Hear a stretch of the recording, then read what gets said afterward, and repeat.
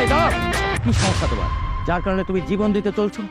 না হয় প্রেম করে ছ্যাক খেয়েছো, না হয় ব্রেকআপ হয়েছে, এই তো। তার জন্য কিন্তু এইভাবে জীবন দিতে হয়? একটা বার কি ভেবেছো তোমার বাবা মার বুক খালি করে তুমি জীবন দিতে চলছো, তাদের কি অবস্থা হবে? দেখো, তোমার বাবা মার কাছে কিন্তু তুমি অনেক বড় আদরের সন্তান, আর তোমার যদি একটা কিছু হয়ে যায় তোমার বাবা মার কি হবে তুমি জানো? তুমি বুঝো, তোমার বাবা মা সারাটা জীবন তারা চোখের পানি ফেলবে। সাবধান, ভুলে ওইভাবে কাজ করো না। কি হয়েছে সেটা বলো, আর তোমার জীবনে এমন কি ঘটনা ঘটেছে যার কারণে তোমার জীবন দিতে হচ্ছে?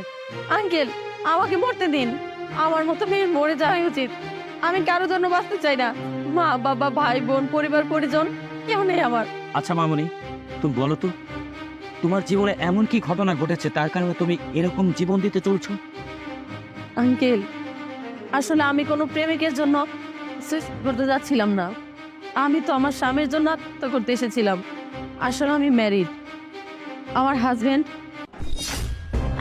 কি ভাই, কাজ শেষ? হ ভাই, শেষ। ভাই, অন্য অন্য জায়গায়ও আমি যাই, বেশ একটা মজা দিতে পারে না, তাই বাজার 500, আইসতে গেলে 1000 টাকা দিই। কিন্তু ভাই, আপনার বোঝে একটা জিনিস ভাই, যে মজা দিচ্ছে ভাই সারা জীবনেও বলতে পারব না। এর লিগে 1 2 3 4 এই 4000 টাকা আপনার খুশি হয়ে দিলাম, আর 2000 টাকা আপনার উপরে মিষ্টি খাওয়ানোর লিগে দিলাম। এলো, ঠিক আছে? আর একটা কথা ভাই শোনেন, কালকে কিন্তু আমি আবার এই টাইমে আবার আসবো। সিরিয়ালটা জানি আগেই থাকে, কোথাও দিয়ে না কিন্তু, ঠিক আছে? আচ্ছা ভাই, ঠিক আছে, আইসেন। সালাম। বাহ, বউ দিয়ে ব্যবসা তো আমার হ্যাপি জমছে। এখন থেকে আরো নতুন নতুন কাস্টমার জোগাড় করতে হবে। এইবার আমি খুব তাড়াতাড়ি কোটিপতি হয়ে যাব।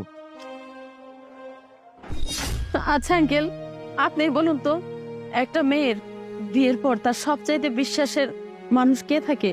তার স্বামী। আর আমার স্বামী কিনা আমাকে দিয়ে এসব করে বেড়ায়। শুধু 1 দিন 2 দিন নয়, প্রত্যেক দিন একের পর এক মানুষ আসতেই থাকে। জানেন আঙ্কেল, আমি এখন 3 মাসের অন্তঃসত্ত্বা।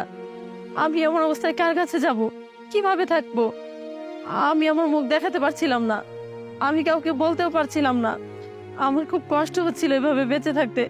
আমার মনে হচ্ছিল এইভাবে বেঁচে থাকার থেকে মরে যাওয়াটা অনেক ভালো। তাই আর কি আমি এই রাস্তাটাই বেছে নিয়েছি। আমার আর কিছুই করার নেই। না না, তুমি মরতে পারো না, কারণ দেশে আইন আছে, সমাজ আছে, মানুষ আছে, তারা তোমাকে দেখবে, অবশ্যই দেখবে। যেহেতু তোমার স্বামী এত বড় একটা পশুর মতো কাজ করেছে, অবশ্যই তার বিচার হওয়া উচিত।